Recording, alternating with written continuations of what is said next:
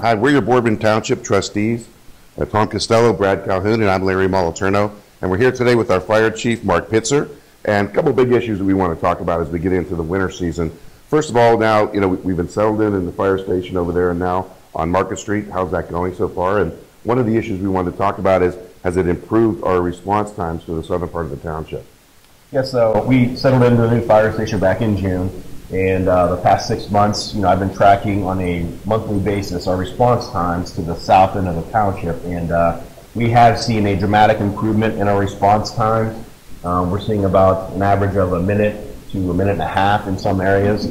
So I get on there and we break down our township into 25 1 square mile response districts. So I looked at the 6 most southern districts, and there are some districts where we've seen an average of a minute and 11 seconds, in excess of a minute and 30 seconds. So our response times have improved greatly for the south end of the township, and that's a big deal when you're talking about an emergency, somebody's sick, maybe choking, or their home is on fire. We're getting there a lot quicker, which is terrific.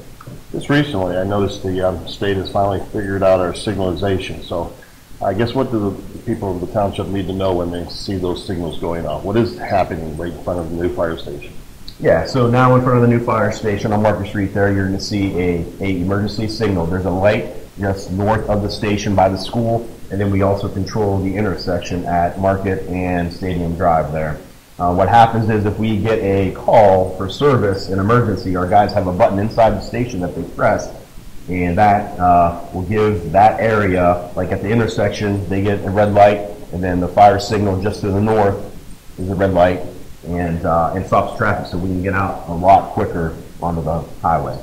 Well, I think the other thing that we want to talk about just briefly is the fact that as the wintertime comes and people are using space heaters and things like that, I think tips for homeowners. Yeah, this time of year we see quite a few kitchen fires. So we talk about kitchen safety, never the stove or anything unattended. We see that quite often. And then obviously this time of year with it getting cold, people are using supplemental heating sources, space heaters. You just want to make sure that when you go out and you purchase one that it is tested, it's UL rated, so it's safe. A lot of the newer ones have anti-tip features or tip features when they tip over that they automatically shut off. So we want to make sure that people are aware of those things and to not use a lot of overload circuits. We see that as well. We're hanging Christmas lights and everything else like that, and we're plugging in multiple things that require power. Use the circuit strip. Be safe with what you're doing. Don't overload circuits. Okay, well, we appreciate it, and we appreciate everything that the fire department does to keep our community safe. Thank you.